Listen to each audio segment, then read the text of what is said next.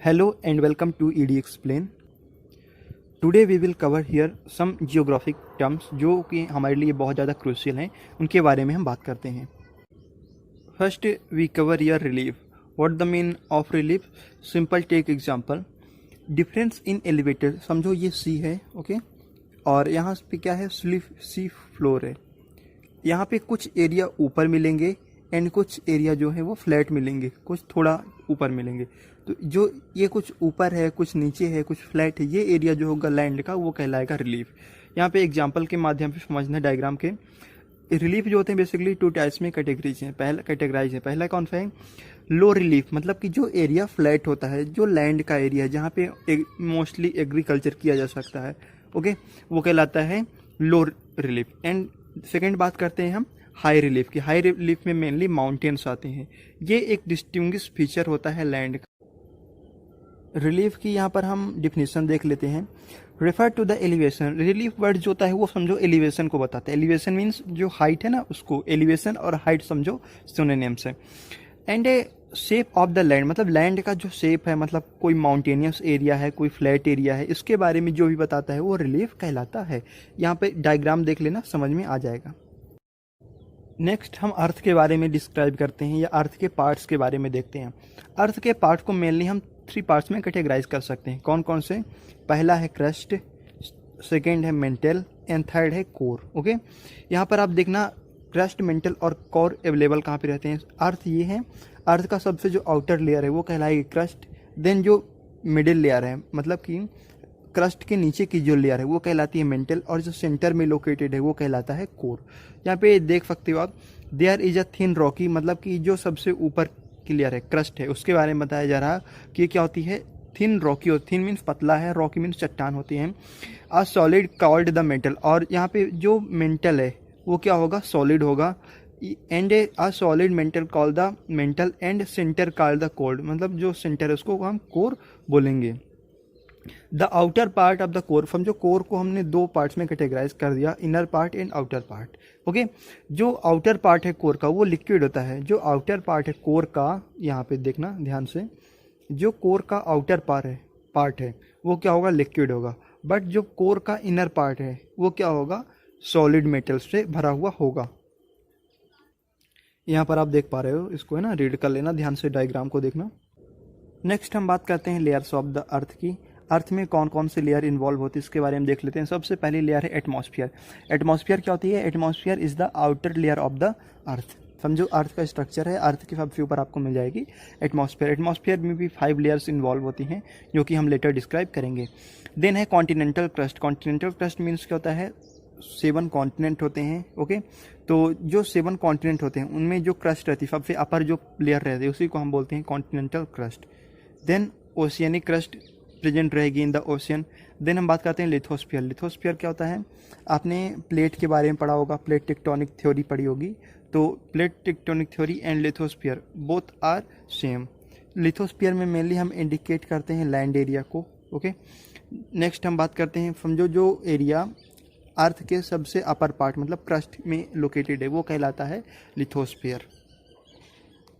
यदि हम next mental को 2 पार्ट्स में कैटेगराइज करें तो उसमें एक आएगा एंटेनोस्फीयर. ओके, मेंटल क्या होता है, हमने प्रीवियस कवर किया था ना कि अर्थ का जो सेकंड पार्ट होता है, क्रस्ट के बाद का पार्ट और कोर के पहले का पार्ट, वो मेंटल होता है. मेंटल बेसिकली 2 पार्ट्स में कैटेगराइज होता है. देन आपको यहाँ पे अपर मेंटल मिल जाएगा, देन मेंटल मिल जाएगा. यहाँ पर आप लोकेटेड है मेंटल, देख पा रहे हो. फिर आगे बात करते हैं आउटर कोर. कोर जो है, कोर को भी हमने देखा था, जो सेंट्रल में कोर लोकेटेड है वो 2 पार्ट्स में कैटेगराइज होता है, outer part and inner part, मतलब outer core and inner core. अभी आप केवल लोकेशन समझ लो कि अर्थ के कौन से पार्ट में कौन से लेयर लोकेटेड है, देन डेफिनेटली हम इसको डिस्क्राइब करेंगे.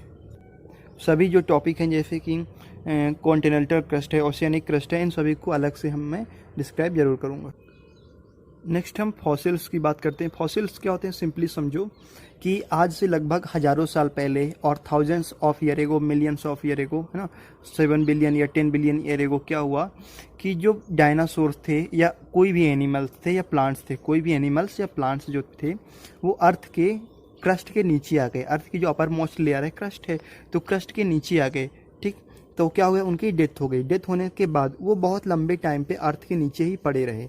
हो सकता है इसका रीजन क्या हो, दूसरा रीजन हो सकता है अर्थक्वेक हो, लैंडस्लाइड हो। इन सभी रीजन के कारण जो एनिमल्स ऊपर थे वो नीचे आ गए। अब नीचे आने की वजह से जो उनका स्ट्रक्चर था, जो उनका शेप था, वो तो किसी समझो या तो स्टोन में या किसी पत्थर में, बड़े पत्थर में सेम रह गया, या किसी समझो प्लांट से चिपक गए वो, तो उनका स्ट्रक्चर सेम उसी तरह बन गया। और अभी जब लगभग millions of year and billions of year के बाद जब एक्सकेवेशन में मतलब खुदाई की गई, तो जो एनिमल्स दबे हुए थे जब रिसीव हुए थे, उन्हीं को हमने क्या बोला, फॉसिल्स बोल दिया। एंड यदि हम डेली बेसिस पर डिस्कवरी करें इसकी, तो हमें बहुत से फॉसिल फ्यूल्स मिल जाते हैं, बहुत से एनिमल मिलते हैं, बहुत से प्लांट मिलते हैं जो कि अभी प्रेजेंट में लुप्त हो चुके हैं। For the exam perspective, look the definition of fossils. Fossils are form in different ways. Fossils जो होते हैं डिफरेंट वेज में फॉर्म किए जाते हैं, बट मोस्ट और फॉर्म्ड व्हेन अ प्लांट और जब प्लांट और एनिमल डाइज हो जाते हैं इन अ वाटरी इन्वायरमेंट। मतलब वाटरी इन्वायरमेंट समझो कोई रिवर है, वहाँ पे क्या हुआ, कोई एनिमल दब गए, तो वहाँ पे जब बहुत लंबे समय तक दबे रहें मिड में या सिल्ट में, मुड मतलब होता है कीचड़ में, तो क्या होता है, जो उनके सॉफ्ट टिश्यू होते हैं क्विकली डिकम्पोज हो जाते हैं। ओके, यहाँ पर ध्यान से देखना, soft tissue quickly decompose leaving the hard bones of shell behind over time, sediment build over the top and hardens into rock. मतलब कि क्या बोला जा रहा है कि जैसे कोई प्लांट यहाँ पे था, प्लांट क्या हो गया, गिर गया। प्लांट गिरने के बाद क्या हुआ, यहाँ पे जो सिल्ट वगैरह है, मिट्टी आके जमा हो जाती है, लीफ वगैरह जो है, पत्ती जो है, सॉफ्ट टिश्यू जो है वो डिकम्पोज हो जाते हैं, ईजिली डिकम्पोज हो गए। बट जो हार्ड प्लांट था वो क्या होता है, वहीं पे दब जाता है और वहीं पे ऊपर समझो चट्टान बन गई, लेयर बन गई। तो जो प्लांट का स्ट्रक्चर है वो किस में आ जाएगा, चट्टानों पर आ जाएगा, चट्टानों पर बन जाएगा। तो यही क्या कहलाएगा, फॉसिल फ्यूल कहलाता है, जो भी प्लांट हमें रिसीव होगा या जो भी एनिमल हमें धरती के नीचे दबा हुआ रिसीव होगा। नेक्स्ट हम अर्थ के स्फीयर की बात करते हैं। सबसे पहला है लिथोस्फीयर। लिथोस्फीयर मीन्स क्या होता है, सॉलिड अर्थ जो है, अर्थ का ये वाला पोर्शन जो आपको क्रस्ट में मिल जाएगा, ये कहलाता है लिथोस्फीयर। Then hydrosphere. जब भी हाइड्रोस्फीयर की बात आए तो जो अर्थ पे या अपर सरफेस पे जो भी वाटर अवेलेबल है वो हाइड्रोस्फीयर के अंतर्गत काउंट होगा।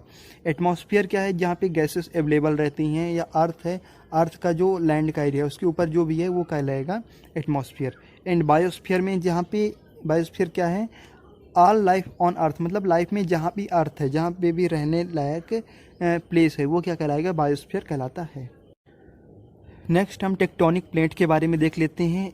टेक्टोनिक प्लेट को हम और एक नाम से जानते हैं जिसका क्या नाम है, लिथोस्फीयर। लिथोस्फीयर को हमने ऊपर देखा था ना अभी। प्लेट टेक्टोनिक क्या है, प्लेट टेक्टोनिक का यूज़ क्या है, पहले ये समझ लो।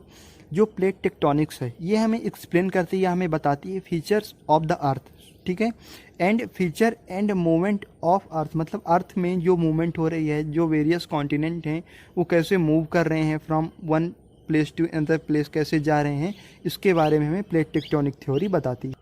यहाँ पर आप डायग्राम में ध्यान से देखना, समझ में आ जाएगा। प्लेट टेक्टोनिक क्या है कि जो भी कॉन्टिनेंट है, ठीक है, जो भी कॉन्टिनेंट है उनको किस रूप में बता रही है, प्लेट के रूप में बता रही है। मतलब जो भी कॉन्टिनेंट है और कॉन्टिनेंट का जो अपर मोस्ट लेयर है लिथोस्फीयर है, ठीक, तो उसको हम यहाँ पर प्लेट नाम से बोल रहे हैं। यहाँ पर ध्यान से देखना कि जो पहले मीन्स कि जो अर्थ था वो कम्प्लीटली 2 पार्ट्स में डिवाइड था। Okay, northern part and southern part. Northern part को बोला गया लॉरेशिया। ओके, ध्यान से सुनना, नॉर्दर्न पार्ट को लॉरेशिया और पेंजिया, ठीक है, नॉर्दर्न पार्ट को लॉरेशिया एंड सदर्न पार्ट को पेंजिया बोला गया। इससे क्या होता है कि कुछ समय बाद इनमें शिफ्ट आने लगता है, जो प्लेट्स थी, जो सदर्न की प्लेट्स थी वो मूव करने लगती है, और इन्हीं मूवमेंट के कारण जो इंडियन प्लेट है, ये इंडियन प्लेट रही, और इंडो ऑस्ट्रेलियन प्लेट हैं, ये क्या होती हैं, फॉर्म होती हैं, अफ्रीकन प्लेट, ये सभी फॉर्म होती हैं, ठीक है। तो हम यहाँ पर क्या समझ पा रहे हैं कि जो अर्थ है, अर्थ के सभी लैंड मास पहले एक साथ थे, देन इनमें शिफ्ट आता है, यही क्या कहलाता है, प्लेट टेक्टोनिक थ्योरी कहलाती है।